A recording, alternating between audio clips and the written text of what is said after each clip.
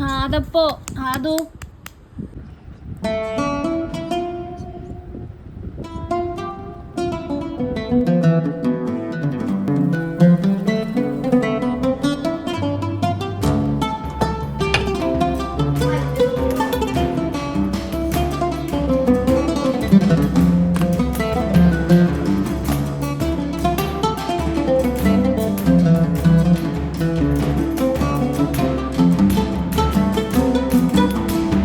Hi dears, എല്ലാവർക്കും റമളാൻ മുബാറക്. അപ്പോൾ ഇന്ന് നമ്മുടെ റമളാനിലെ ആദ്യത്തെ ദിവസത്തെ വീഡിയോ ആണ് കേട്ടോ. നിങ്ങളെല്ലാവരും ആവശ്യപ്പെട്ടതുപോലെ കുറച്ച് കഷ്ടപ്പെട്ടിട്ടാണെങ്കിൽ ഞാൻ വീഡിയോ ഒക്കെ എടുത്തിട്ടുണ്ട്. ഇന്ന് ഞായറാഴ്ചയും കൂടെ ആയിരുന്നല്ലോ.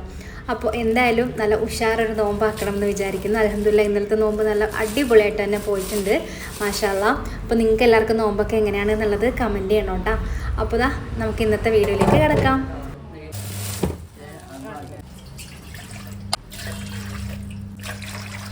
മിക്കവാറും എല്ലാ വീടുകളിലും ഒന്നാമത്തെ ദിവസം പത്തിരി ഇറച്ചി നിർബന്ധമായിരിക്കും അല്ലേ. ഇവിടെ അങ്ങനെ പ്രത്യേക നിർബന്ധങ്ങളൊന്നും ഇല്ലെങ്കിലും ഹാദുക്കുട്ട നോമ്പ് പിടിക്കുന്നതുകൊണ്ട് പത്തിരി ഇറച്ചിയും വേണം കേട്ടോ. അങ്ങനെ ഈ വർഷത്തെ റമളാനിലെ ആദ്യത്തെ ഒറോട്ടിക്കുള്ള മാവ് കിണ്ടിയെടുക്കലാണ് കേട്ടോ. അപ്പോൾ അത് ഞാനൊരു 2-3 മിനിറ്റ് നന്നായിട്ടൊന്ന് ആക്കിയിട്ട് അതൊന്ന് ഓഫ് ചെയ്ത് അവിടെ വെച്ചിട്ടുണ്ട്. ആ സമയത്ത് നമുക്ക് ഇറച്ചിക്ക് വേണ്ടിയിട്ടുള്ള കാര്യങ്ങളൊക്കെ ചെയ്യാം. ചെറുള്ളി വെളുത്തുള്ളിയൊക്കെ ഇന്നലെ തന്നെ പൊളിച്ച് വെച്ചിട്ടുണ്ട്. ഇനിയിപ്പോൾ ഒരു സവാളയും കൂടെ ഒന്ന് ഉരിച്ചെടുക്കണം. ഇനി നമുക്ക് ബീഫ് കറി ഉണ്ടാക്കാം. ഒരു സിമ്പിൾ ബീഫ് കറി എന്നാൽ നല്ല അടിപൊളി പവർഫുൾ ആയിട്ടുള്ള ബീഫ് കറിയാണ് കേട്ടോ. 1 കിലോ ബീഫ് നന്നായിട്ട് കഴുകി എടുത്തതിന് ശേഷം ഏകദേശം ഒരു 250 ഗ്രാമോളം ചെറുള്ളി, ഒരു സവാള, ഒരു മീഡിയം സൈസുള്ള ഇഞ്ചി, ഏകദേശം 1.5 വെളുത്തുള്ളി ഉരിച്ച് കൂടുതൽ എടുക്കണം. അതിനുശേഷം 2-2.5 ടേബിൾ സ്പൂണോളം മല്ലിപ്പൊടി, ഒരു 1.5 ടേബിൾ സ്പൂണോളം മുളക് പൊടി, 1.5 ടീസ്പൂൺ മഞ്ഞൾപ്പൊടി, പെരിഞ്ജീരകം, കുരുമുളക്, ഗരം മസാല എല്ലാം 1 ടീസ്പൂൺ വീതം, ഒരു ഇത്തിരി ചിക്കൻ മസാല ചേർത്തിട്ടുണ്ട്. പിന്നെ നമ്മൾ ആവശ്യത്തിന് കറിവേപ്പില, പിന്നെ ഈ ഒരു ടൈമിൽ വേണമെങ്കിൽ മല്ലിയില ചേർക്കാം. ഒരു വലിയ തക്കാളി ആണെങ്കിൽ പകുതി ചേർക്കാം. ഞാനിവിടെ പകുതിയെ ചേർത്തിട്ടുള്ളൂ. ചെറുതാണെങ്കിൽ 1 ചേർക്കാം കേട്ടോ. ആവശ്യത്തിനുള്ള ഉപ്പും ചേർത്ത് കൊടുക്കുക. ഒരു 6-7 പച്ചമുളകും കൂടി ഇട്ട് കൊടുക്കുക. എന്നിട്ട് നല്ല രീതിയിൽ മിക്സ് ചെയ്ത് കൊടുക്കുക കേട്ടോ. നല്ല പോലെ ഇറച്ചിയിലൊക്കെ എല്ലാ ഭാഗത്തും പിടിക്കുന്ന രീതിയിൽ നല്ല രീതിയിൽ തന്നെ മിക്സ് ചെയ്ത് കൊടുക്കുക. വേണമെങ്കിൽ വെളിച്ചെണ്ണ ഒഴിക്കാം. ഞാനിപ്പോൾ ഒഴിക്കാനുള്ള കാരണം ഇതിൽ അത്യാവശ്യം നല്ല രീതിയിൽ നെയ്യുണ്ട് കേട്ടോ. അപ്പോൾ പിന്നെ ഇനി എണ്ണയുടെ ആവശ്യമില്ല. ഞാൻ എണ്ണ ഉപയോഗിക്കാണ്ടാണ് കേട്ടോ ബീഫ് കറി റെഡിയാക്കാറ് മിക്കപ്പോഴും. അപ്പോൾ അത് നമ്മൾ കുക്കറിൽ അടുപ്പത്തേക്ക് വെച്ച് കൊടുത്തിട്ടുണ്ട്. അതിനൊരു 10-20 മിനിറ്റ് കഴിയുമ്പോൾ ഓഫ് ചെയ്താൽ മതി. ആ ടൈമിൽ നേരത്തെ ആക്കി വെച്ചിട്ടുള്ള ആ ഒരു ഒറോട്ടിൻ്റെ മാവുണ്ടല്ലോ, അതൊന്ന് ചെറുതായിട്ടൊന്ന് ചൂടൊക്കെ ഒന്ന് ആറിയിട്ടുണ്ട് കേട്ടോ. ഇനി നന്നായി ഇത് കുഴച്ചെടുക്കാം. നല്ല രീതിയിൽ വെള്ളമൊക്കെ ചേർത്ത് കുഴച്ച് വന്നു കഴിഞ്ഞാൽ നല്ല സോഫ്റ്റ് ആയിട്ടുള്ള മാവാകും. ഇനി നമുക്കിത് നന്നായിട്ടൊരു ഉണ്ട ഉരുട്ടി മാറ്റി വയ്ക്കാം. അപ്പോൾ അത് എല്ലാം റെഡി ആയിട്ടുണ്ട്. നല്ലോണം അയച്ചു കഴിഞ്ഞാലേ നല്ല ഒറോട്ടിയും കിട്ടുള്ളൂ കേട്ടോ. അപ്പോൾ അതൊക്കെ റെഡി ആയിട്ടുണ്ട്. ഇനി നമുക്കിതൊന്ന് പ്രസ് ചെയ്ത് വെക്കാം. അതിനുശേഷം പരത്തിയിട്ട് ചുട്ടെടുക്കാം കേട്ടോ. ഇങ്ങനെ പ്രസ് ചെയ്തിട്ടും അങ്ങനെ തന്നെ വേണമെങ്കിലും ചുട്ടെടുക്കാം. പക്ഷേ ഇതിപ്പോൾ ഞാൻ കുറച്ച് വലിയ ഉണ്ടയാക്കിയിട്ടാണ് എടുത്തിട്ടുള്ളത്. അതുമല്ല, ഇവിടെ പരത്തി ചുടുന്നതാണ് കുറച്ചും കൂടെ എല്ലാവർക്കും ഇഷ്ടം. ഇവിടെ എപ്പോഴും അങ്ങനെ തന്നെയാണ് കേട്ടോ ഉണ്ടാക്കൽ. അപ്പോൾ നമ്മൾ ഒന്ന് ചെറുതായിട്ട് പരത്തി കൊടുത്തിട്ടുണ്ട്. ഇനിയിപ്പം നന്നായിട്ട് പെട്ടെന്നൊന്ന് പരക്കാൻ വേണ്ടിയിട്ട് ഞാനിതിലേക്ക് കുറച്ച് എണ്ണ തൂവി കൊടുത്തതിന് ശേഷം ഇതുപോലെ ഒന്ന് മിക്സ് ചെയ്ത് വെക്കുകയാണ്. ഇനിയിപ്പോൾ ഓരോ ഉണ്ടയായിട്ട് എടുത്ത് വെച്ച് പെട്ടെന്ന് ഓരോ പ്രാവശ്യം നമ്മൾ ആ ഒരു പ്രസ്സിൽ എണ്ണ തേക്കേണ്ട ആവശ്യമില്ല. അപ്പോൾ അങ്ങനെ വേഗം ചെയ്തെടുത്തു. അപ്പോൾ ഞാൻ ഏകദേശം കഴിയാറായപ്പോൾ ഉമ്മി പരത്തി തരാമെന്നും പറഞ്ഞ് വന്നു കേട്ടോ. അപ്പോൾ ഞാൻ പരത്താമെന്ന് പറഞ്ഞപ്പോൾ വേണ്ടാതെ പരത്തി തരുന്നോളാന്ന് പറഞ്ഞിട്ട് വന്നിട്ടുണ്ട്. അപ്പോൾ അങ്ങനെ ഉമ്മി അത് പരത്തിക്കൊണ്ടിരിക്കുന്നുണ്ട്. അപ്പോൾ ഒറോട്ടി പരിപാടി അങ്ങനെ അവിടെ നമ്മുടെ അവസാനിച്ചിരിക്കുകയാണ്. ഇത് ചുട്ടാൽ മതി. ബീഫ് കറി റെഡി ആയിട്ടുണ്ട്. നമ്മൾ വേവൊക്കെ നോക്കിയിട്ടുണ്ട് കേട്ടോ. ഇപ്പോൾ ഇതിപ്പോൾ ഒന്ന് ലൂസായിട്ടാണ് ഇരിക്കുന്നത്. കുറച്ച് കഴിയുമ്പോൾ ഇത് നല്ല തിക്കായിട്ട് വന്നിട്ടുള്ളൂ കേട്ടോ. അത് നമ്മൾ കുറച്ച് വെള്ളമൊന്നും ഒഴിച്ചിട്ടില്ലല്ലോ. ഇനിയിപ്പോൾ അങ്ങനെ ആയിട്ടില്ല എന്നുണ്ടെങ്കിൽ കുറച്ചൊന്ന് വെള്ളം വറ്റിച്ചെടുത്താലും മതി. ഇനി നമുക്ക് കഞ്ഞി വെക്കാം. നോമ്പിൻ്റെ മണം വരുന്നത് ഈ കഞ്ഞി വെക്കുമ്പോഴാണ് കേട്ടോ. പൊടിയരിയാണ് നമ്മൾ എടുക്കുന്നത്. അതിലേക്ക് ഉലുവ 1 സ്പൂൺ, ആശാളി 1 സ്പൂൺ, ചുക്ക്, പിന്നെ ഒരു 3-4 കഷ്ണം വെളുത്തുള്ളി, പിന്നെ ആവശ്യത്തിനുള്ള ഉപ്പ്, നല്ലപോലെ വെള്ളം വെച്ചിട്ട് നമുക്ക് നന്നായിട്ട് വേവിച്ചെടുക്കാം. ഒരു 2 വിസിലടിക്കുമ്പോൾ തന്നെ നന്നായിട്ട് വെന്തോളും. ഇനി എന്തെങ്കിലും ഒരു സ്നാക്സ് റെഡിയാക്കാം. അതിന് വേണ്ടിയിട്ട് അടുപ്പത്തേക്ക് നമ്മൾ ചട്ടി വെച്ചിട്ടുണ്ട്. എണ്ണ ഒഴിച്ചിട്ടുണ്ട്. ഒരു 6-7 വെളുത്തുള്ളി ഇട്ട് കൊടുത്തിട്ടുണ്ട്. കുറച്ച് കറിവേപ്പില, ഒരു പച്ചമുളക് 2ആയിട്ട് മുറിച്ചിട്ട് ഇട്ട് കൊടുത്തിട്ടുണ്ട്. ഒരു സവാള അത്യാവശ്യം ഒന്ന് ഒരുപാട് നൈസായിട്ട് കട്ട് ചെയ്യുന്ന വേണ്ട, ജസ്റ്റ് ഒന്ന് കട്ട് ചെയ്തെടുക്കുക. അതിലേക്ക് കുറച്ച് ക്യാബേജ്, കുറച്ച് ക്യാരറ്റ് ഇട്ട് കൊടുക്കുക. നമ്മളിപ്പോൾ വേവിച്ച് വെച്ചിട്ടുള്ള ബീഫിൽ നിന്ന് കുറച്ച് ബീഫ് എടുത്ത് ഇട്ട് കൊടുക്കുക. ഒരു സിമ്പിൾ സ്നാക്കാണ്, എന്നാൽ നല്ല കിടിലൻ ഐറ്റമാണ് കേട്ടോ. നല്ല ടേസ്റ്റായിട്ട് കഴിക്കാൻ പറ്റുന്ന, കട്ട്ലറ്റിനെക്കാളി ടേസ്റ്റിൽ നമുക്ക് അടിപൊളിയായിട്ട് കഴിക്കാൻ പറ്റുന്ന ഒരു ഐറ്റമാണ് കേട്ടോ. പിന്നെ ഇതിലേക്ക് നമുക്ക് ആവശ്യത്തിനുള്ള കുരുമുളക് പൊടി വേണമെന്നുണ്ടെങ്കിൽ, ഇഷ്ടമാണെന്നുണ്ടെങ്കിൽ കുറച്ച് ഒറിഗാനോ ഇട്ട് കൊടുക്കാം. എന്നിട്ട് നമ്മൾ നന്നായിട്ട് ഒന്ന് ചൂടാറാൻ വേണ്ടിയിട്ട് മാറ്റി വെച്ചിട്ടുണ്ട് കേട്ടോ. ജസ്റ്റ് ഒന്ന് വഴണ്ടാൽ മതി. ഒരുപാട് സമയം ഒന്നും എടുക്കില്ല. വളരെ സിമ്പിളാണ്. ഇനി നമുക്ക് ജസ്റ്റ് ഒന്ന് ചൂടാറി കഴിയുമ്പോൾ ഇത് മിക്സിയുടെ ജാറിലേക്ക് ഇട്ടിട്ട് ഒന്ന് ക്രഷ് ചെയ്തെടുക്കാം. ഒരുപാട് ഫൈനായിട്ട് പോകണ്ട. ഈ ഒരു പരുവത്തിന് നമ്മളൊന്ന് അടിച്ചെടുത്താൽ മതി കേട്ടോ. ഇനി നമുക്ക് പാത്രത്തിലേക്ക് മാറ്റി കൊടുക്കാം. കിഴങ്ങ് പുഴുങ്ങണ്ട, മാവ് അയക്കണ്ട, മാവ് ചുടണ്ട, ഒന്നും ചെയ്യേണ്ട. അതല്ല സിമ്പിളായിട്ട് ഉണ്ടാക്കാൻ പറ്റുന്ന നല്ല ടേസ്റ്റി ആയിട്ടുള്ള ഐറ്റമാണ്. ഇനി ഇതിലേക്ക് നമുക്ക് ചെറിയൊരു വെള്ളം കാണുമല്ലോ, നമ്മൾ കിഴങ്ങും സാധനങ്ങളൊന്നും ചേർക്കാത്തതുകൊണ്ട് അതൊന്നും മാറാൻ വേണ്ടിയിട്ട് കുറച്ച് ഏകദേശം 1 ടേബിൾ സ്പൂൺ നമ്മൾ റവ ചേർത്ത് കൊടുക്കാം. 1 ടീസ്പൂൺ പുതിന, അല്ലാതെ മിക്സ് ചെയ്യരുത് കേട്ടോ, നല്ല ടേസ്റ്റാണ് ഇതിലേക്ക്. പിന്നെ കുറച്ച് ഒരു മല്ലിയിലയും കൂടി ഇട്ട് കൊടുത്ത് നന്നായിട്ട് ഇളക്കി കൊടുക്കാം. ഇതാ നമ്മളുടെ മിക്സ് റെഡിയായി. പരിപാടി എളുപ്പം കഴിഞ്ഞില്ല. ഇനി നിങ്ങൾക്ക് ഇഷ്ടമുള്ള ഷേപ്പിൽ ഇതാക്കി എടുക്കാം. ഞാനിതൊരു സ്റ്റിക്ക് അല്ലെങ്കിൽ ഒരു ഫിംഗർ പോലെയാണ് റെഡിയാക്കി എടുക്കുന്നത്. ബീഫ് ഫിംഗർ എന്ന് നമുക്ക് പേരിടാം കേട്ടോ. ഇനി വേറെ എന്തെങ്കിലും പേര് നിങ്ങളുടെ മൈൻഡിൽ വരുന്നുണ്ടെങ്കിൽ കമൻറ്റ് ചെയ്യേ.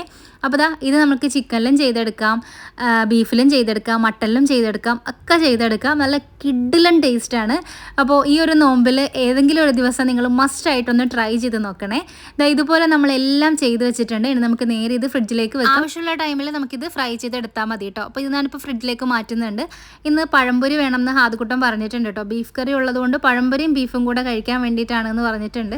ഞാനിതൊക്കെ ഉണ്ടാക്കിയെങ്കിലും ഹാദുക്കുട്ടൻ പള്ളിയിൽ പോയി നോമ്പ് വന്നിട്ട് ഒരു സാധനം കഴിച്ചിട്ടില്ല കേട്ടോ. അവിടെ നിന്ന് എങ്ങാണ്ട് ഒരു സമൂസയും ചായയും കുടിച്ചിട്ടാണ് വന്നത് പള്ളിയിൽ നിന്ന്. ഒരു സാധനം വേറെ കഴിച്ചില്ല കേട്ടോ.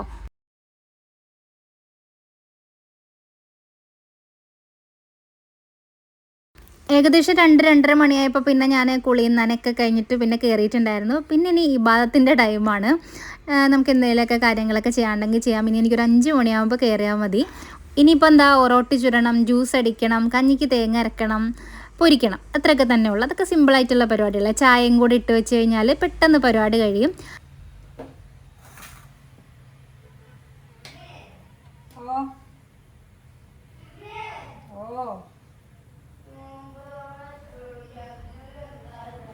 തന്നെയാവും 6 മണി കഴിയുമ്പോഴാണോ? ഇപ്പൊ തന്നെ ആവുമല്ലോ, ഇത്ര നേരമായില്ലേ? 5 മണിയൊക്കെ കഴിഞ്ഞപ്പോൾ ഹാദുക്കുട്ടന് കത്തലൊക്കെ തുടങ്ങിയിട്ടുണ്ട് കേട്ടോ. അപ്പോൾ ഇങ്ങനെ കറങ്ങി അങ്ങോട്ടും ഇങ്ങോട്ടും ഒക്കെ നടക്കുന്നുണ്ട്. ഏതായാലും മാഷാ അല്ലാഹ് അൽഹംദുലില്ലാഹ് അവനിപ്പോൾ സുന്നത്ത് നോമ്പ് എല്ലാം പിടിക്കാൻ തുടങ്ങിയിട്ടുണ്ട് കേട്ടോ. അപ്പോൾ എന്തായാലും പിന്നെ കുറച്ച് നേരം വന്ന് ഇവിടെ നിന്ന് ഒറോട്ടിയിലൊക്കെ ഒന്ന് തൊട്ടൊക്കെ നോക്കി. പിന്നെ കുറച്ച് ഒറോട്ടി ചുടാനുള്ള ഒരു ശ്രമമൊക്കെ നടത്തി. അപ്പോൾ കൈ പൊള്ളിയപ്പോൾ അങ്ങ് തിരിച്ചു പോയി കേട്ടോ. നോമ്പിൻ്റെ ടൈമിൽ ഈ ഒരു സമയം ഭയങ്കര രസമായിട്ട് തോന്നും. നോമ്പ് കഴിയുമ്പോൾ ഏറ്റവും മിസ് ചെയ്യുന്നതും ഈ ഒരു മഗ്‌രിബിൻ്റെ സമയത്തുള്ള ആ ഒരു ഓട്ടപ്പാച്ചിലാണ് കേട്ടോ. ഇനിയിപ്പോൾ നമുക്ക് പൊരിക്കാനുള്ള എണ്ണയും കാര്യങ്ങളൊക്കെ വെക്കാം. എണ്ണ വെക്കുമ്പോഴേ പേടിയാണ് കേട്ടോ. എല്ലാ പ്രാവശ്യം വിചാരിക്കും ഇന്നിപ്പോൾ പൊരിയൊന്നും വേണ്ട എന്നുള്ളത്. പക്ഷെ എന്നാൽ ഈ പറഞ്ഞ പോലെ ഈ കൊച്ചുങ്ങളൊക്കെ നോമ്പ് പിടിക്കുന്ന സമയത്ത് എനിക്ക് നിർബന്ധമായിരുന്നു. ഇപ്പം അത്ര പ്രശ്നമില്ല. പക്ഷെ ഇനിയിപ്പോൾ ഹാദുക്കുട്ടൻ നോമ്പ് പിടിക്കുമ്പോഴത്തേക്കിനും എന്തായാലും അവൻ എന്തെങ്കിലും ഒന്ന് കൊടുക്കണമല്ലോ. അപ്പം അങ്ങനെ വിചാരിച്ചിട്ട് എന്തായാലും പൊരിക്കാമെന്ന് കരുതിയതാണ്. എല്ലാ ദിവസവും ഒന്നും ഉണ്ടാവില്ലായിരിക്കും ഇൻഷാ അല്ലാഹ്. അധികം വേണ്ടാന്ന് തന്നെയാണ് വിചാരിച്ചിട്ടുള്ളത്.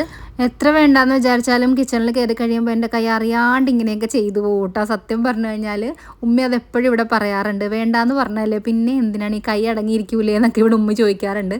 അപ്പോൾ എന്തായാലും ഇതിൻ്റെ ഇടയ്ക്ക് ലാസ്റ്റ് കുറച്ച് ഒറോട്ടി ഉമ്മ വന്നിട്ട് ചുട്ടെടുക്കുന്നുണ്ട് കേട്ടോ. അപ്പോൾ ആ സമയത്ത് ഞാൻ പിന്നെ ബാക്കിയുള്ള പണിയും കൂടെ അങ്ങ് റെഡിയാക്കി. ഇതാ പഴം പൊരിച്ച് കഴിഞ്ഞിട്ടുണ്ട്. ഇനി നമുക്ക് ജ്യൂസ് അടിക്കാം. ക്യാരറ്റാണ് കേട്ടോ ഇന്ന് ജ്യൂസ് അടിക്കുന്നത്. ഓൾറെഡി നമ്മൾ ക്യാരറ്റ് നന്നായിട്ടൊന്ന് വേവിച്ച് വെച്ചിട്ടുണ്ട്. അതിലേക്ക് പാലിട്ട് കൊടുക്കുവാണ്. നല്ല ഹെൽത്തി ആയിട്ടുള്ളൊരു ഡ്രിങ്കാണ് കേട്ടോ നമ്മൾ ഉണ്ടാക്കുന്നത്. ആവശ്യത്തിനുള്ള വെള്ളം ചേർത്തിട്ടുണ്ട്. നല്ലപോലെ കസ്കസ് വെള്ളത്തിലിട്ട് കുതിർത്തി വെച്ചത് നമ്മൾ ഇട്ട് കൊടുക്കുന്നുണ്ട്. ഇനി ഇതിലേക്ക് നമ്മൾ ചേർക്കുന്നത് കുറച്ച് കുക്കുംബറാണ് കേട്ടോ. ഇതുപോലെ ചെറുതായിട്ട് അരിഞ്ഞു കൊടുത്തതിന് ശേഷം അതും കൂടെ ചേർത്ത് കൊടുക്കാം. ആപ്പിൾ ഉണ്ടെങ്കിൽ ആപ്പിളും ചേർത്ത് കൊടുക്കാം കേട്ടോ. നമുക്ക് പിന്നെ ക്യാരറ്റ് ഗ്രേറ്റ് ചെയ്തിടണമെങ്കിൽ അതും ആവാം. അപ്പം ഞാൻ ഇത്ര മാത്രമേ ചേർക്കുന്നുള്ളൂ. നമുക്ക് നേരെ ഫ്രിഡ്ജിലേക്ക് മാറ്റാം. ഇനി ഇവിടെ ഞാൻ ഇക്കാനോട് ഒരു പൂ ചോദിച്ചപ്പോൾ ഒരു പൂക്കാലം എന്ന് പറഞ്ഞ പോലെ ഒരു ചെറിയ ഫ്രഷ് ക്രീം മേടിക്കണേന്നൊന്ന് പറഞ്ഞിട്ടുണ്ടായിരുന്നു. അതിനൊരു വലിയ പാക്കറ്റ് മേടിച്ചിട്ടുണ്ട് കേട്ടോ. ഇനിയിപ്പോൾ ഇത് തിരിച്ചു കൊണ്ട് കൊടുക്കാനും പറ്റൂല എന്നൊക്കെ പറയുന്നുണ്ടായിരുന്നു. അപ്പോൾ ഞാനിത് പാത്രത്തിലേക്ക് മാറ്റിയിട്ട് വെക്കുവാണ്. പടച്ചോനറിയാതെ എന്താകും എന്നുള്ളത്. അപ്പോൾ ബാക്കി ആ ഒരു ഫ്രഷ് ക്രീമിൻ്റെ കവർ കഴുകി അതും നമ്മൾ ഈ ഒരു ജ്യൂസിലേക്ക് ഒഴിച്ചു കൊടുത്തിട്ടുണ്ട്. അത് കളയാൻ പറ്റുമോ? അപ്പോൾ അത് ഒഴിച്ചു കൊടുത്തിട്ടുണ്ട്. അങ്ങനെ നമ്മൾ ഫ്രിഡ്ജിലേക്ക് മാറ്റി. കഞ്ഞിക്ക് വേണ്ടിയിട്ട് തേങ്ങയിലേക്ക് ചെറുള്ളി, അതുപോലെ വെളുത്തുള്ളി, നല്ല ജീരകം ചേർത്തിട്ട് ഒന്ന് അടിച്ചിട്ട് ഒഴിച്ചു കൊടുക്കുന്നുണ്ട് കേട്ടോ. തേങ്ങാപ്പാൽ വേണമെങ്കിലും ചേർക്കാം. ഇവിടെ പിന്നെ അധികവും തേങ്ങ ഇങ്ങനെ അരച്ചിട്ട് ഒഴിക്കലാണ്. എങ്ങനെയാണെങ്കിലും കുഴപ്പമില്ല. നല്ല അടിപൊളിയായിട്ടുള്ള നമ്മുടെ കഞ്ഞി റെഡിയായി.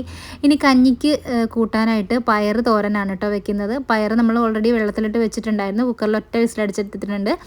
പിന്നെ അതുപോലെ എണ്ണയും കടുകും കറിവേപ്പിലയൊക്കെ താളിച്ച് അതും ഇട്ട് കൊടുത്ത്, പിന്നെ തേങ്ങയും പച്ചമുളകും ചെറിയ ഉള്ളിയും കൂടെ അടിച്ചിട്ട് അതും കൂടി ഇട്ട് കൊടുത്ത് നമ്മുടെ പയർ തോരൻ റെഡി ആയിട്ടുണ്ട്. ബീഫ് സ്റ്റിക്ക് ഞാൻ ഫ്രീസറിൽ വെച്ചിട്ട് നന്നായിട്ടൊന്ന് സെറ്റ് ചെയ്തെടുത്തിട്ടുണ്ട്. ആവശ്യമുള്ളത് മാത്രം ഇപ്പോൾ എടുത്തിട്ട് ബാക്കി നമുക്ക് ഇതുപോലെ ഒരു സിപ്ലോ കവറിലോ അല്ലെങ്കിൽ ഒരു എയർ ടൈറ്റ് കണ്ടെയ്നറിലോ ഇതുപോലെ മാറ്റി കൊടുക്കാം. എന്നിട്ട് നമുക്ക് കുറേ നാൾക്ക് ഈ ഒരു നോമ്പ് കഴിയുന്നിടം വരെയൊക്കെ ഇതിങ്ങനെ തന്നെ ഇരുന്നോളൂ കേട്ടോ. എന്നിട്ട് ആവശ്യത്തിനനുസരിച്ചിട്ട് പുറത്തെടുത്ത് വെച്ചിട്ട് നമുക്കൊന്ന് ഫ്രൈ ചെയ്തെടുത്താൽ മതി. അപ്പോൾ അത് ഞാനങ്ങ് എയർ ടൈറ്റ് കണ്ടെയ്നറിലാക്കി മാറ്റിയിട്ടുണ്ട്. ലൈലാത്താക്ക് നമുക്കുള്ളത് മാത്രം ഒന്ന് ഫ്രൈ ചെയ്തെടുക്കാം. ഇതുപോലെ മുട്ടയിൽ മുക്കിയിട്ട് ബ്രെഡ് ക്രംസിൽ കോട്ട് ചെയ്തിട്ട് പൊരിച്ചെടുക്കാം. ഇനി ഡയറക്റ്റ് പൊരിച്ചെടുക്കണമെങ്കിൽ അങ്ങനെയും ആവാം. ഇനി അല്ലാന്നുണ്ടെങ്കിൽ നമുക്ക് മുട്ടയിൽ മാത്രം പൊരിച്ചെടുക്കാം. ഇനി എണ്ണ വേണ്ടാന്നുണ്ടെങ്കിൽ നമുക്കിത് എയർ ഫ്രയറിലോ അല്ലാന്നുണ്ടെങ്കിൽ വെറുതെ പാൻ ടോപ്പിലോ വെച്ചിട്ട് നമുക്കിത് തിരിച്ചും മറിച്ച് ലേശം എണ്ണ ഒഴിച്ചിട്ട് നമുക്ക് തിരിച്ചും മറിച്ചിട്ട് നന്നായിട്ട് എടുക്കാം. തീരെ എണ്ണയില്ലാണ്ട് നമുക്ക് ഹെൽത്തി ആയിട്ടുള്ളൊരു സ്നാക്കായിട്ട് കഴിക്കാൻ പറ്റും കേട്ടോ. അപ്പോൾ ഇന്നത്തെ ഐറ്റംസ് എല്ലാം നല്ല ഹെൽത്തി ആയിട്ട് കഴിക്കാൻ പറ്റുന്നതാണ്. ക്യാരറ്റ് ജ്യൂസിലാണെങ്കിലും ഞാൻ അധികം മധുരം ഒന്നും ഇട്ടിട്ടില്ല, ലൈറ്റ് ആയിട്ടുള്ളൊരു മധുരം കൊടുത്തിട്ടുള്ളൂ. ഈത്തപ്പഴം ഇടുകയാണെങ്കിൽ ആ മധുരവും കൂടെ ഇടേണ്ട. നല്ല രീതിയിൽ നല്ല ഹെൽത്തി ആയിട്ട് കസ്കസ് നല്ലതാണ്, കുക്കുംബർ നല്ലതാണ്, ക്യാരറ്റ് നല്ലതാണ്, ഈത്തപ്പഴം നല്ലതാണ്. അപ്പോൾ അതൊക്കെ വെച്ചിട്ട് നമുക്ക് അടിപൊളിയായിട്ട് ഉണ്ടാക്കിയെടുക്കാൻ പറ്റുന്ന നല്ല ഹെൽത്തി ഡ്രിങ്കാണ്. അതും ട്രൈ ചെയ്ത് നോക്കുക. നമ്മുടെ ഈ ഒരു ബീഫ് സ്റ്റിക്ക് നമ്മൾ പൊരിച്ചെടുത്തിട്ടുണ്ട്. ലൈലാത്താക്കുള്ളത് ഓൾറെഡി കൊടുത്തു. അങ്ങനെ ടേബിളൊക്കെ റെഡിയാക്കി ഇക്കായും ഹാദുക്കുട്ടനും ആപ്പിയൊക്കെ പള്ളിയിലേക്ക് പോയിട്ടുണ്ട് കേട്ടോ. അപ്പോൾ ഞാനും ഉമ്മയും കൂടെയാണ് നോമ്പ് തുറക്കാൻ വേണ്ടിയിട്ട് പോകുന്നത്. അൽഹംദുലില്ലാ മാഷാ അല്ലാ. നമ്മൾ നോമ്പൊക്കെ തുറക്കുവാണ്. ഞാനും ഉമ്മയും മാത്രമേ ഉണ്ടായിരുന്നുള്ളൂ നോമ്പ് തുറക്കാൻ വേണ്ടിയിട്ട്. അപ്പോൾ ഇതാ ഫ്രൂട്ട്സ് ഉണ്ട്, തണ്ണിമത്തനുണ്ട്, മുന്തിരിങ്ങയുണ്ട്, ഓറഞ്ച് ഉണ്ട്, ഏത്തപ്പഴം പൊരിച്ചതുണ്ട്, പിന്നെ നമ്മുടെ ബീഫ് സ്റ്റിക്ക് ഉണ്ട്, പിന്നെ നമ്മളുടെ അടിപൊളിയായിട്ടുള്ള ഒരു ഡ്രിങ്ക് ഉണ്ട്, പിന്നെ പച്ചവെള്ളം ഉണ്ട്, ഈത്തപ്പഴം ഉണ്ട് കേട്ടോ. അപ്പോൾ ഇതൊക്കെയാണ് ഇന്നത്തെ നോമ്പ് തുറക്കാൻ വേണ്ടിയിട്ടുള്ള കാര്യങ്ങൾ. നിങ്ങൾക്ക് എല്ലാവർക്കും ഇഷ്ടമായിട്ടുണ്ടാവുമെന്ന് കരുതുകയാണ്. ഈ ഒരു റെസിപ്പീസൊക്കെ നിങ്ങൾ ട്രൈ ചെയ്ത് നോക്കണേ.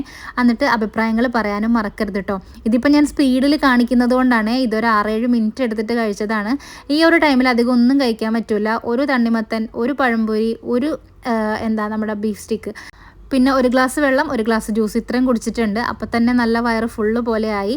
പിന്നെ ഇത് ഇടയ്ക്കിടയ്ക്ക് വന്നിട്ട് ഓരോ പഴംപൊരി അല്ലെങ്കിൽ അതൊക്കെ എടുത്ത് അങ്ങനെ കഴിച്ചാണ് കേട്ടോ തീർക്കുന്നത്. എല്ലാവരും കൂടെ നമ്മൾ പൊരിക്കുകയാണെങ്കിലും ഒരുപാടായിട്ട് പൊരിക്കാണ്ടിരുന്നാൽ മതി കേട്ടോ. കഴിക്കുന്നത് 1-2 കഴിച്ചിട്ട് നിർത്തുകയാണെങ്കിൽ അതാണ് കേട്ടോ ഏറ്റവും നല്ലത്. അപ്പോൾ പൊരിക്കുമ്പോഴത്തേക്കിനും അങ്ങനത്തെ കുറച്ച് കാര്യങ്ങളും കൂടെ ശ്രദ്ധിച്ചു കഴിഞ്ഞാൽ ഒരുപാട് പ്രശ്നങ്ങളൊന്നും ഇല്ലാണ്ട് നമുക്ക് കഴിക്കാനും പറ്റും. എന്നാലും നമുക്ക് ഹെൽത്തിന് വലിയൊരു ദോഷം ചെയ്യേയില്ല. അങ്ങനെയും ചെയ്യാം കേട്ടോ. പിന്നെ അതാ നമ്മളുടെ കറി ഞാൻ രാവിലെ പറഞ്ഞ പോലെ നന്നായി കുറുകിയിട്ടുണ്ട്. ഇനി ഇതിനകത്ത് നിന്ന് നമുക്ക് എണ്ണയൊന്ന് കോരി മാറ്റണം. നല്ല പോലെ നെയ്യാണ്, ടേസ്റ്റിന് വേണ്ടിയിട്ടാണ് നെയ്യ് ഇടുന്നത്. കുറേ നെയ്യ് ഞാൻ മാറ്റി കളഞ്ഞിട്ടാണ് കറി വെച്ചിട്ടുണ്ടായിരുന്നത്.